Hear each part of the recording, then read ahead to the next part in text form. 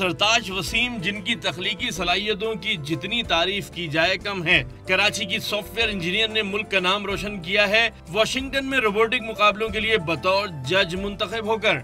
इस मुकाबले में हिस्सा ले रहे हैं 160 ममालिक। सरताज टास्क मुकम्मल करने वाले रोबोट्स की जजमेंट का अमल मुकम्मल करके उन्हें अवार्ड के लिए मुंतखब करेंगी। मीनवाइल जब मैं ये काम कर रही थी तो मुझे फर्स्ट ग्लोबल ने अवार्ड जज के तौर पे फर्स्ट ग्लोबल में पार्टिसिपेट करने के लिए ऑफ़र की, जो कि मैंने एक्सेप्ट कर ली।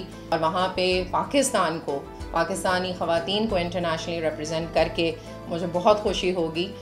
फर्स्ट ग्लोबल के नाम से ये मुकाबले 18 जुलाई तक जारी रहेंगे। सरताज का कहना है कि चुनाव से पहले उन्हें कड़े इम्तिहान से गुजरना पड़ा। उनका स्काइप के जरिए तवील इंटरव्यू भी हुआ। इस कंपटीशन के अंदर दुनिया भर से 160 टीम्स पार्टिसिपेट कर रही हैं और 160 टीम्स का मतलब है कि हर कंट्री से एक टीम आ रही है, जिसमें अफ्रीका से भी काफ़ी टीम्स हैं, एशिया से भी हैं, पाकिस्तान की टीम भी हैं, बहुत सारी टीम्स आ रही हैं। और जजेस को एक पेयर ऑफ जजेस होगा जो कि 20 से 25 टीम्स को जज करेगा। मुकाबलों का मकसद तालिब इल्मों में रोबोटिक साइंस की तालीम में दिलचस्पी को फरोग देना है। कैमरामैन नादिर हसन के साथ सैयद वसीम, डॉन न्यूज़, कराची।